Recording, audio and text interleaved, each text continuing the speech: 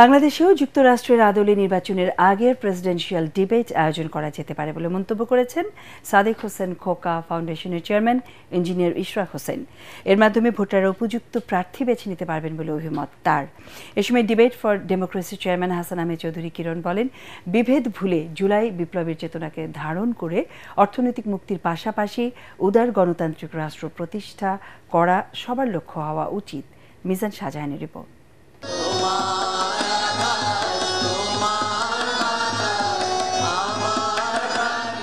Saint Joseph উচ্চ মাধ্যমিক বিদ্যালয়ে ৩ দিনব্যাপী জাতীয় বিতর্ক উৎসবের উদ্বোধনী অনুষ্ঠান।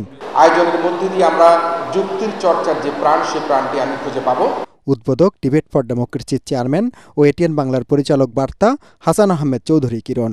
এ সময় তিনি বলেন, পাশের হার বাড়িয়ে বাহবা নিয়ে বসে থাকলে হবে না, চালু করতে হবে বিশ্বমানের একমুখী শিক্ষা ব্যবস্থা। বাংলাদেশের বর্তমান যে শিক্ষা ব্যবস্থা, সেখানে আমরা প্রচুর গ্র্যাজুয়েট তৈরি করছি, আমরা প্রচুর মাস্টার্স পাশ করা ছেলেমেয়ে তৈরি করছি, কিন্তু আমরা বিশ্বমানের উপযোগী কর্মমুখী শিক্ষায় কিন্তু আমাদের শিক্ষার্থীদেরকে আমরা লিপ্ত করতে পারছি না। আমরা টেকনিক্যাল এডুকেশনে আমাদের শিক্ষার্থীদেরকে শিক্ষাদান করতে পারছি না। বাংলাদেশের বর্তমান যে শিক্ষা ব্যবস্থা রয়েছে, সেটা ত্রিমুখী চতুর্মুখী শিক্ষা ব্যবস্থা।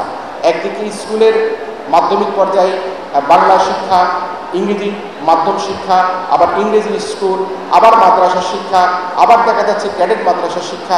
এরকম ত্রিমুখী চতুর্মুখী যে শিক্ষা ব্যবস্থা রয়েছে, সেটাকে আমরা কিভাবে একমুখী করতে পারি, সেদিকে কিন্তু আমাদেরকে নজর দিতে হবে।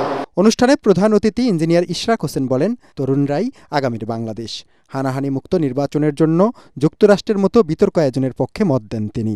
Maybe we can also change the political culture of Bangladesh and come out of যে একটা কনফ্লিক্ট, মারামারি, হানাহানি থেকে বের হয়ে এসে আগামীতে আমরা একটা প্রপার ডেমোক্রেসি, যেখানে যুক্তিতর্কের মাধ্যমে দেশের ভবিষ্যৎ নির্ধারিত হবে, পলিসি নির্ধারিত হবে, সেই রকম একটা বাংলাদেশ আমরা দেখতে চাই। সভাপতির বক্তব্যে সেন্ট জোসেফ উচ্চ মাধ্যমিক বিদ্যালয়ের অধ্যক্ষ ব্রাদার লিও জেমস পেরেরা বলেন, শুধু জ্ঞানী লোক দিয়ে দেশ বদলানো যাবে না, দরকার মানবিক গুণ সম্পন্ন মানুষ। সবাই চাই জিপিএ 5 পাবো বা সবচেয়ে বেশি নাম্বার পাবো, কিন্তু তার পাশাপাশি আরেকটা জিনিস বিবেচনা করতে হবে, আমরা যেন ভালো মানুষ হতে পারি। দেশ কখনো বদলাবে না শুধু জ্ঞানে, দেশ বদলাবে যখন জ্ঞানের সাথে মানবিকতা যুক্ত হবে। আমরা আমাদের ভালোর জন্য, দেশের ভালোর জন্য কাজ করব, তখন দেশ বদলাতে পারবে। জোসেফাইট ডিবেটিং ক্লাবের এবারের আয়োজনে অংশ নিয়েছে 31টি শিক্ষা প্রতিষ্ঠানের 48টি দল। আগামী শনিবার বিকেল 4টায় সমাপনী পর্বে বিজয়ীদের হাতে পুরস্কার তুলে দেবেন অতিথিরা। মিজান শাহজাহান, এটিএন বাংলা, ঢাকা।